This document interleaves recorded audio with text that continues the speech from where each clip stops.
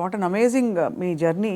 ఎన్ని విషయాలు బట్ చాలా చిన్న వయసులో మీరు ఛాలెంజెస్, నాన్నగారు 99లో అవునవును చనిపోయారు కదా. అవును. తర్వాత ఎలా మీ కుటుంబ బాధ్యతలు, మీరు చాలా ఎంతమంది అన్నదమ్ములు? నాకు కుటుంబ బాధ్యతలు నాకేం లేదు, ప్రాబ్లం ఏం లేదండి. యాక్చువల్గా నాన్న చనిపోయే వరకు అక్కల పెళ్ళిళ్ళని అయిపోయాయి. సో 2 అన్నలు ఉండేవాళ్ళు, చిన్న అన్నయ్య కూడా పెళ్ళి అయింది. నేను మా అమ్మ మార్కెట్లో కూరగాయల వ్యాపారం చేసేవాళ్ళం. సో నాకు బాధ్యతలు లేవు బేసిక్గా. అదొక వ్యాపారం చేశారు, ఇంకా ఉందా లేదా? ఇప్పుడు లేదు, అమ్మతో లాస్ట్ అయిపోయింది. నాది లాస్ట్, నా తర్వాత అమ్మ కొన్ని రోజులు చేసిన తర్వాత. సో నాకు బాధ్యతలు లేవండి అసలు. అక్కడ ఒకటి టెన్షన్ లేకుండా ఉంది. బట్ నేను ఊర్లో ఉన్నప్పుడే డబ్బులు సంపాదించాను కూరగాయల వ్యాపారంలో. ఇండస్ట్రీకి వచ్చాక మాత్రం నేను ఇంటి దగ్గర డబ్బులు అడుక్కొని రాలా. నాకు చిన్నప్పటి నుంచి చేసి ఎవరిని అది లేదు. రెండోది ఒకరి కింద పని చేయడం కూడా ఇష్టం లేదు నాకు. అంటే ఊళ్ళో లోయర్ మిడిల్ క్లాస్లో జీతాలు ఉంటారు, బట్టల షాప్లో కానీ కిరాణా కొట్లో కానీ. నేను ఎప్పుడు అలా లేను. కూరగాయల వ్యాపారం ఏంటంటే నా ఓన్ బిజినెస్ అది. అవును, నా ఓన్. అది 50 రూపాయలు వచ్చినా, నేను రోజుకి 50 రూపాయలు సంపాదించినా, 100 రూపాయలు సంపాదించిన నా ఓన్ బిజినెస్ అది. నేను ఒకరి కింద నేను జవాబుదారి కాదు నేను బేసిక్గా. అంటే ఏదన్నా నేను హాఫ్గా నాకు లీవ్ కావాలన్నా ఒకరిని అడిగి లీవ్ పెట్టుకునే అవసరం లేదు నాకు, నా ఓన్. సో అది అలవాటు అయిపోయింది. సో అక్కడి నుంచి ఆ డబ్బులు సంపాదించే ఇది వచ్చింది కాబట్టి హైదరాబాద్కి వచ్చాక ఇక్కడ స్టార్టింగ్ స్ట్రగుల్ పీరియడ్లో మనకు మెయింటెనెన్స్కి చాలా ప్రాబ్లమ్స్ ఉంటాయి. నేను ఇంటి దగ్గర అడుక్కోవడానికి నాకు మొహమాట అనమాట. మనమే సంపాదించాం, మనం అడిగేది ఏంటి అని. సో అడగకుండా ఉండడం కోసం అప్పుడప్పుడు ఊర్లోకి వెళ్ళి ఒక 10 రోజులు కూరగాయలు అమ్ముకొని 1000 రూపాయలు సంపాదించుకొని ఆ 1000 రూపాయలతో జాగ్రత్తగా ఒక 2-3 నెలలు ఉండి అక్కడ ఇక్కడ చాలా పడ్డానులేండి. చాలా ఇంటర్వ్యూలో చెప్పాము, చాలా స్ట్రగుల్స్ పడ్డాము స్టార్టింగ్లో. కాకపోతే ఆ ఊర్లో కూరగాయల వ్యాపారం, అక్కడ అనుభవం, ఆ 10 మందిలో తిరగడం. నేను మార్షల్ ఆర్ట్స్ చేశాను. నేను స్టేట్ లెవెల్ 2 టైమ్ ఛాంపియన్. నాకు 96లో సుమన్ గారి చేతుల మీద ఛాంపియన్షిప్ అందుకున్నాను నేను. సో ఆ మెచ్యూర్డ్ అయితే ఉందండి మీ దగ్గర. బ్రౌన్ బెల్ట్ హోల్డర్ అప్పుడు షాओलिन కుంగ్ఫూలో. నాకు ఒక 60-70 స్టూడెంట్స్. కరీంనగర్లో 2nd ప్లేస్ కొట్టాను, కరీంనగర్లో 1st ప్లేస్ కొట్టాను. ఎన్ని రంగాలు మిమ్మల్ని పిలిచే చూడండి. కళ, క్రీడలు. అంటే కళకు అదే నాందండి కరాటే అనేది. అంటే ఊర్లో ఉన్న వాళ్ళకి ఇది కాదు మన లైఫ్. ఇట్లా నా ఫ్రెండ్స్ లాగా ఇక్కడే పవర్ లూమ్స్ నడుపుకుంటూ కూరగాయలు అమ్ముకుంటూ ఇలా కాదు, ఏదో ఉంది అని. ఆ ఉన్న దాంట్లో చేయగలిగింది ఏంటి, ఏదో కరాటే నేర్పుతున్నారని అక్కడికి వెళ్తే అక్కడ టోర్నమెంట్లు, వేరే ప్రపంచం చూశాను నేను అక్కడ. అవును, చూసి దాంట్లో ఫ్యూచర్ లేదనిపించింది. అంటే ఫినాన్షియల్గా కానీ పేరు ప్రఖ్యాతులుగా కానీ దాంట్లో కొంచెం లేదు. నెక్స్ట్ ఏంటి, అక్కడ ఉన్నప్పుడు మన కూరగాయల మార్కెట్లో ఉన్నప్పుడు నేను మాట్లాడే మాటలు విని, నేను వేసే జోకులు కానీ పంచులు కానీ విని అందరు నన్ను బాబు మోహన్ బామ్మర్ది అనేవాళ్ళు. సో అక్కడ చాలామంది సినిమా యాక్టర్ తెలియకుండా ఒకటి నాటు పడిపోయింది.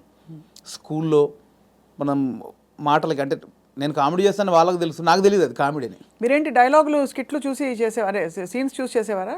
అలా కాదండి, అలా కాదు. స్కిట్లు ఎట్లా అసలు? ఫస్ట్ స్కిట్ ఎప్పుడే సార్ చెప్పండి మీరు? అఫీషియల్ స్కిట్ అంటే official skit either on stage or on TV. Official skit 90 అంటే స్కూల్లోనే. స్కూల్ కాదండి, స్కూల్లో అసలు చాలా సిగ్గు నాకు. ఓ, అంటే బ్యాక్ బెంచ్ అనమాట.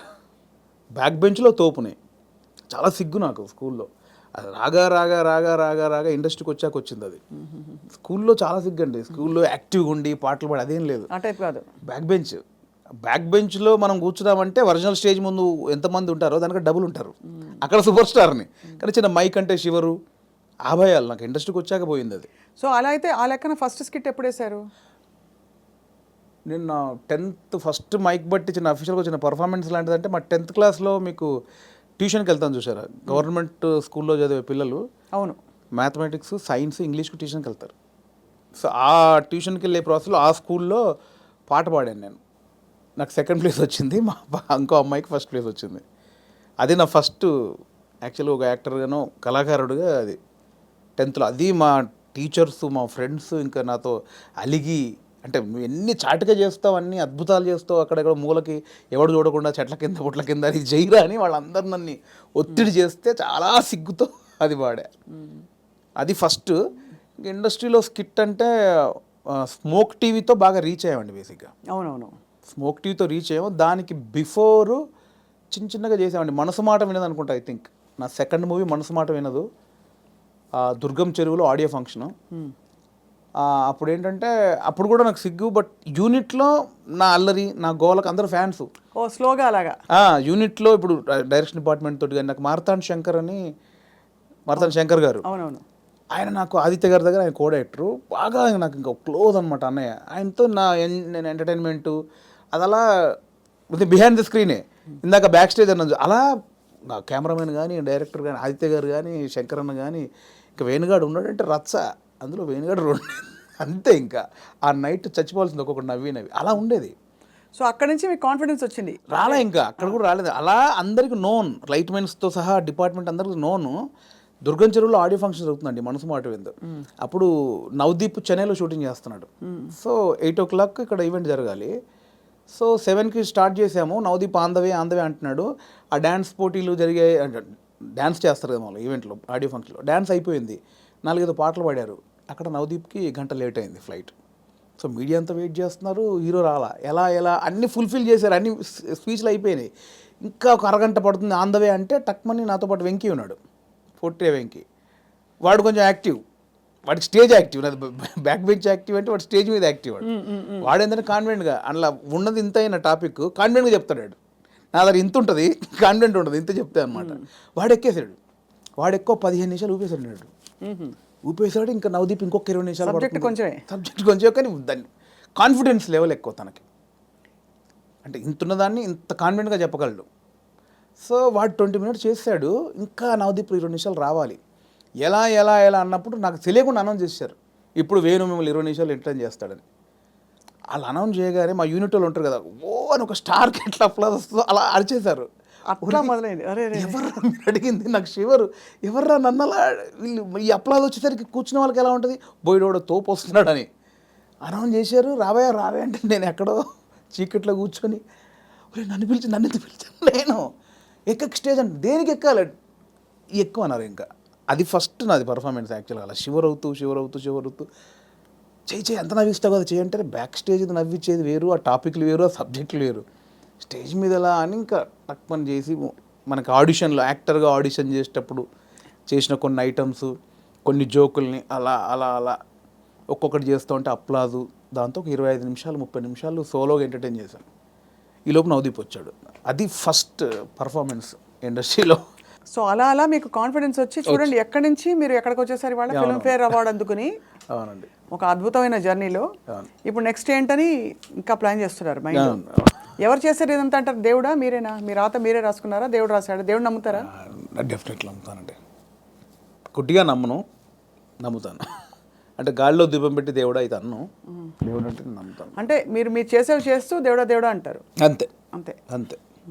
నాకు ఇప్పుడు ఒక చిన్న సపోర్ట్ ఉందని ఫీల్. నేను హనుమాన్ భక్తుడిని. నేను సో ఆయన ఉన్నాడని ఒక నమ్మకం ఉంటుంది. సో అలాగే ఆయన ఉన్నాడని ఏం చేయకుండా కూర్చోను. ఏం చేసినా ఆయన ఉన్నాడు, చూసుకుంటాడు. స్ట్రాంగ్ వెళ్ళొచ్చు, మావాడు ఉన్నాడు కదా. ఇప్పుడే నాకు హనుమంతుడు వారు చెవిలో చెప్పారండి, బలగం 2లో నేనే కదా. డెఫినెట్లీ ఆ సబ్జెక్ట్ ఎవరు కోరుకుంటే వాళ్ళే ఉంటారు. డెడికేషన్ పెట్టారన్నమాట. లేదండి, అంతే. ఆ సబ్జెక్ట్లో స్వప్న గారు అవసరం ఉందనుకుంటే మీరు ఎక్కడున్నా మీ దగ్గరకు వచ్చి అది వచ్చి అలా అంతే. నో బట్ యాక్చువల్లీ సీరియస్గా ఎంత ప్రౌడ్ ఫీల్ అవ్వాలండి మీరు.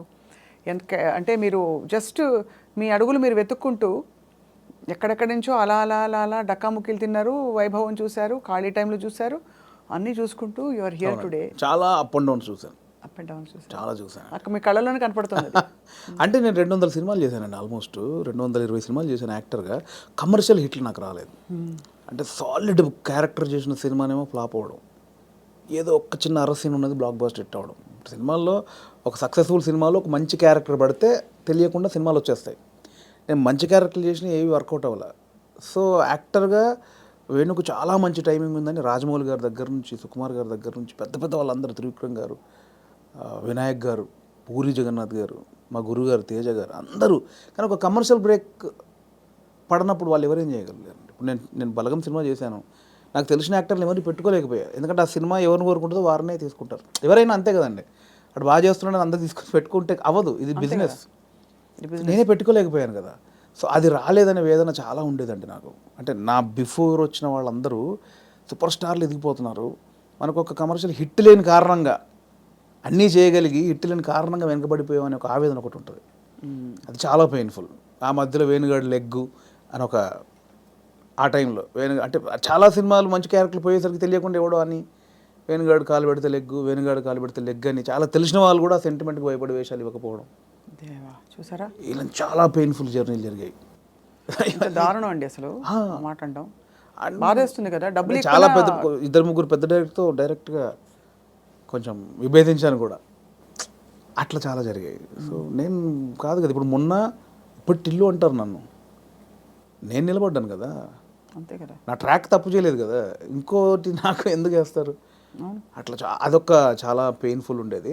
ఆ పెద్ద డైరెక్టర్లు ఎవరో లేండి, అందరూ సహకరించిన వాళ్ళు అందరి నిమిత్తం మాత్రమే అండి. ఇక్కడ నేను ఇక్కడ దాకా వచ్చిన తర్వాత నేను ఎవరిని అంటే ఇప్పుడు అర్థమవుతుంది మీకు దేని వెనకాల ఏ రీజన్ ఉందని ఇప్పుడు అర్థం చేస్తుంది. మీరు డైరెక్టర్ అయ్యారు కాబట్టి. నేను చెప్పాను కదా, ఇప్పుడు నా సినిమాకి నా చిత్రం శ్రీను దగ్గర నేను 1.5 year టచ్ బాయ్గా పనిచేశాను, చాలామందికి తెలుసు.